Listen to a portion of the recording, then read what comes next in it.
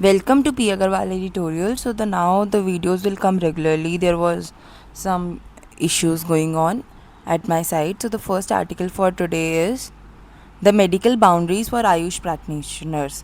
तो बेसिकली अब आयुष प्रैक्टिशनर्स कौन से होते हैं कि जो लोग आयुर्वेदिक या फिर उन्नी ये सब चीज़ों को जो फॉलो करते हैं। तो अभी रिसेंट क्लैश ये चल रहा है सोशल मीडिया पे कि क्या आयुष जो डॉक्टर्स हैं या आयुष प्रैक्टिशनर्स हैं क्या अपने आप को डॉक्टर्स कह सकते हैं अगर वो आयुर्वेदा या उन्नी वगैरह एक्सेट्रा फॉलो करते हैं तो। और रियल इशू ये आ रहा है कि जो आयुष प्रैक्टिशनर्स हैं क्या वो लीगली अलाउड हैं in terms of medical practice कि वो इंडिया में अपना प्रैक्टिस कर सकें। हिस्टोरिकल बैकग्राउंड ये कहता है कि 1946 में एक भोर कमेटी बैठी तो उसने कहा कि बस मॉडर्न साइंटिफिक मेडिसिन ही है जो है, और वो ट्रेडिशनल मेडिसिन के बिल्कुल फेवर में नहीं थी। 1948 में एक कमेटी आई इंडिजियस मेडिसिन में जिसने सपोर्ट किया आयुर्वेदा को, उसको लिंक करके कि हिंदू आइडेंटिटी और वेदास के अकॉर्डिंग वो सही है, और भोर अप्रोच को रिजेक्ट किया। कोई एक्शन नेहरू की तरफ से तो नहीं लिया गया था, पर 1970 में इंदिरा गांधी ने पास किया Indian medicine central council act, जिसने फॉर्मली रिकॉग्नाइज किया आयुर्वेदा, सिद्ध एंड उन्नी को। 2020 में ये रिप्लेस करा national commission for Indian system for medical act के द्वारा।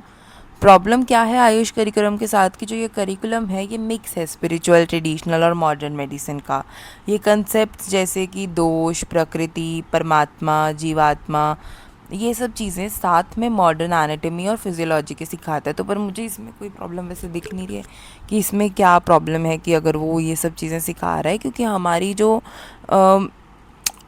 ईयर्स ओल्ड जो प्रैक्टिसेस हैं वो ऑब्वियसली सही थी। तब लोग के ज़्यादा मतलब लोगों की एवरेज लाइफ बहुत पहले बहुत ज़्यादा हुआ करती थी, तो मतलब वो स्पिरिचुअली भी कनेक्टेड रहते थे चीज़ें। मतलब इसमें कोई गलत नहीं है कि अगर सिलेबस में ये है और वो ऐसे कंसेप्ट सिखा रहे हैं तो। Then modern medicine uses evidence based science, तो वो जर्म थ्योरी पे जाती है। जो आयुष है वो रिलाई करता है थ्योरी ऑफ दोष पे। तो ये कंपेटेबल नहीं है, ना ही इनकी कोई इंटीग्रेटिव मेडिसिन भी इसीलिए नहीं आ सकती, क्योंकि दोनों सोचने का ही दोनों का पर्सपेक्टिव डिफरेंट है। पर चीज़ें डिफरेंट होने का मतलब ये नहीं है कि कोई गलत है या सही है। Legal boundaries and court judgments, तो आयुष डॉक्टर जो है वो प्रिस्क्राइब करना चाहते हैं मॉडर्न मेडिसिन जैसे कि एंटीबायोटिक्स, ऑल्दो वो क्लेम करते हैं कि जो ट्रेडिशनल मेथड्स हैं वो सुपीरियर है।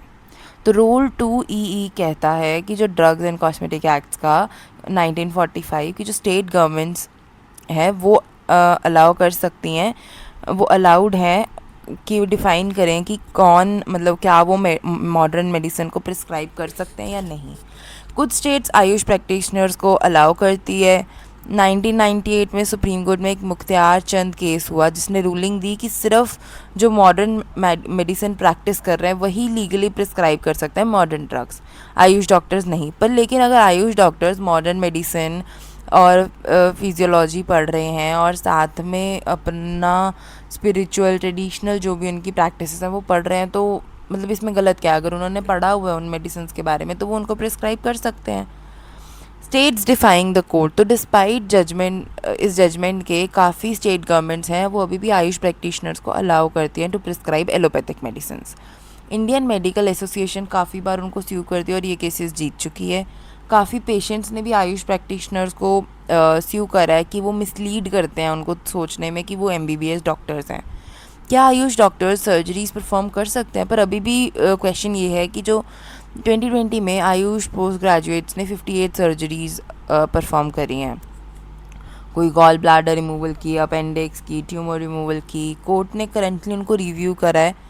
फिर बिग कंसर्न ये है कि क्या आयुष डॉक्टर्स एनेस्थीसिया, एंटीबायोटिक्स ये सब यूज़ कर सकते हैं जो मॉडर्न प्रैक्टिस का मेडिसिन का पार्ट है? पर वो ऑब्वियसली जब कह रहे हैं कि आयुष प्रैक्टिशनर्स अपने traditional practices plus modern approach follow करते हैं, तो वो क्यों नहीं यूज़ कर सकते? जब वो उन चीज़ों के बारे में पढ़ रहे हैं, उन्हें पता है कि वो कैसे होंगी, तो यूज़ करने में क्या प्रॉब्लम है? बट लेट्स सी आगे क्या आर्टिकल में बात हो रही है। Hospitals hiring BAMS over MBBS, तो जो काफ़ी प्राइवेट हॉस्पिटल है वो आयुर्वेदिक डिग्री होल्डर्स ग्रेजुएट्स को हायर कर रहे हैं क्योंकि वो चीप रिप्लेसमेंट्स हैं MBBS डॉक्टर्स की। तो इससे क्वेश्चन रेज हो रहा है कि पेशेंट सेफ्टी एंड एथिक्स का। पॉलिटिक्स एंड हिंदू प्राइड, तो ये पॉलिटिक्स और रिलीजन तो इंडिया में हर जगह हम निकाल ही लेते हैं कि बस पॉलिटिकल एजेंडा, उससे चलो हमें लेना देना होना चाहिए। और ये सिर्फ हिंदू प्राइड की बात नहीं है, एशियन इंडियन अचीवमेंट्स की बात है। अगर हम अपने ही कल्चर में, अपने ही पुरानी चीज़ों में प्राइड नहीं लेंगे तो किस चीज़ में लेंगे? हमारी बुक्स ही तो बाहर जाके वेस्टर्न वर्ल्ड ने उसको अपने कन्वर्ट करके और वो चीज़ें पढ़ा रहे हैं सबको, पर हम उनके थ्रू पढ़ने को तैयार हैं। खुद अपनी किताबें, हम तो अभी इतने भी वो नहीं रहे हैं कि हम अपनी पुरानी बुक्स पढ़ सकें, और ना ही हमारे पास बची हैं। तो इसमें पॉलिटिक्स और रिलीजन पता नहीं हम कैसे हर चीज़ में ले आते हैं। टैक्स पेयर बर्डन, गवर्नमेंट चाहती है कि जो आयुष को हम इंक्लूड करें आयुष्मान भारत इंडिया की पब्लिक हेल्थ इंश्योरेंस में, और 20,000+ करोड़ इसमें स्पेंड होगा उनकी रिसर्च काउंसिल्स में, पर कोई सिग्निफिकेंट ब्रेक थ्रू नहीं है ऐसा इन्हें लगता है, पर अभी करके तो किसी ने भी नहीं देखा है। तो वो कह रहे हैं कि इससे पब्लिक हेल्थ डिस्टर्ब होगी और ये साइंटिफिक एविडेंस पे बेस्ड नहीं है, तो भी ये पब्लिक क्यों इसे फंड कर रही है। तो फाइनल टेकअवे इसकी की इशू सबको ये लग रहा है कि क्या वो लीगली अपने आप को डॉक्टर्स कह सकते हैं, वो कह, और लोगों मतलब आर्टिकल का कहना है कि ये एक पब्लिक हेल्थ लीगैलिटी इसका मैटर है। तो क्लियर बाउंड्रीज ड्रॉन और रिस्पेक्टेड होनी चाहिए कि इंडियन हेल्थ केयर सिस्टम नहीं तो रिस्क में रहता है।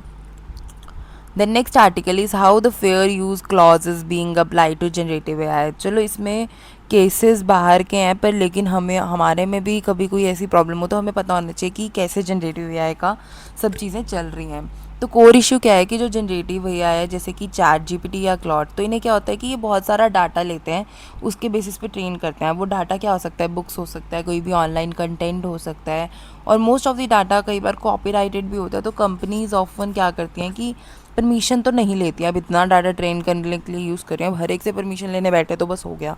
तो कोर इशू क्या है कि इससे जो लॉ सूट्स हैं वो ग्लोबली किए जा रहे हैं। एआई कंपनीज क्या लॉज वायलेट कर रही हैं, कॉपीराइट लॉज। तो मेन क्वेश्चन यही है कि जो ट्रेनिंग एआई है with copyrighted content without permission, क्या वो फेयर यूज़ के लिए है? तो fair, what is the fair use in US? तो हम क्या करते हैं कि जो हमारा यूएसए में वो लोग सिंपली कहते हैं कि अगर फेयर यूज़ के लिए चीज़ें हो रही हैं तो ठीक है, पर अगर फेयर यूज़ के लिए नहीं करी जा रही हैं then it is a problem. क्योंकि हमारे यहाँ तो चलो हम लीगल टर्म्स लाते हैं, पर वहाँ पे सिंपल यही है कि अच्छा ठीक है, अगर आप फेयर यूज़ के लिए कर रहे हो तो इट्स वेल एंड गुड। तो कोर्ट्स अब यूएस में क्या करती हैं, वो 4 फैक्टर्स चेक करती हैं फेयर यूज़ के लिए डिसाइड करने के लिए कि क्या पर्पज़ और नेचर है यूज़ का, कि क्या यूज़ ट्रांसफॉर्मेटिव है, कि कोई डिफरेंट अप्रोच या डिफरेंट पर्पज़ ला रहा है, कंटेंट कैसे है कि फैक्चुअल कंटेंट है तो वो लाइकली फेयर यूज़ का है दैन फिक्शनल वर्क्स। फिर अमाउंट यूज़ कितना, क्वांटिटी और क्वालिटी कितनी यूज़ हो रही है वो मैटर करता है। इम्पैक्ट क्या है उसका ओरिजिनल वर्क की मार्केट पे, कि उसकी मार्केट तो नहीं, उसकी अर्निंग वगैरह तो नहीं कम हो रही है।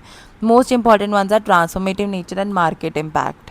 तो एंथ्रोपिक का जो केस है, एंथ्रोपिक के केस में क्या होता है कि हम लोग एआई मॉडल के जो क्रिएटर्स हैं क्लाउड वगैरह के, वो काफ़ी बुक्स यूज़ करते हैं legally, some from even different sources, जो इलीगल रिसोर्सेज हैं उनसे भी। तो ऑथर्स को कॉपीराइट इन्फ्रिंजमेंट के लिए स्यू करा जाता है। फिर कोर्ट की जजमेंट क्या रही इसमें कि जो बुक्स उन्होंने खरीदी या कन्वर्ट करी डिजिटल फॉर्मेट में वो फेयर यूज़ के लिए है, जो इलीगल सोर्सेज से करी वो फेयर यूज़ के लिए नहीं है, और उन पे अभी भी उनका जो भी इशू है वो अभी भी चल रहा है। तो की पॉइंट यही है कि जो एआई ट्रेनिंग है वो ट्रांसफॉर्मेटिव होनी चाहिए, उसका फेयर यूज़ अप्लाइज, बट जो इलीगल सोर्सिंग है वो डिफेंस को हर्ट कर रहा है। फिर मेटा का केस क्या हुआ, उन्होंने बुक्स यूज़ करी थी ट्रेन करने के लिए एआई लामा को, including downloads from the illegal sources, पर 13 ऑथर्स ने उनको केस फाइल किया उनके अगेंस्ट। कोर्ट की जजमेंट ये आई कि जो एआई ट्रेनिंग है वो ट्रांसफॉर्मेटिंग है तो वो फेयर यूज़ है, पर मेटा ने फिर भी उसको इन्वेस्टिगेट करा जा रहा है फॉर कॉपीराइटेड कंटेंट। तो अब मेटा क्यों जीता इस राउंड में? क्योंकि जो प्लेंटिव्स हैं वो प्रूव ही नहीं कर पाए कि जो मेटा के एक्शन है वो उनकी मार्केट वैल्यू को डिस्टर्ब कर रहे हैं। की डिफरेंसेस इन बोथ जजमेंट। तो ट्रांसफॉर्मेटिव यूज़ की जब हम बात करें तो एंथ्रोपिक केस और मेटा केस दोनों का रिकॉग्नाइज है। इलीगल सोर्सेज की बात करें तो एंथ्रोपिक के केस में उसको एक सेपरेट इशू माना जा रहा है, मेटा के केस में उसको सेपरेट नहीं माना जा रहा, ओवरऑल एक ट्रेनिंग ही मानी जा रही है।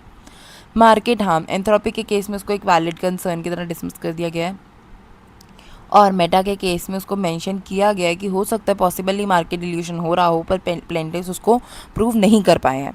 आउटकम क्या रहा कि एंथ्रोपिक का केस जो है उसको दो हिस्सों में बांटा गया, लीगल कॉपीज़ और इलीगल।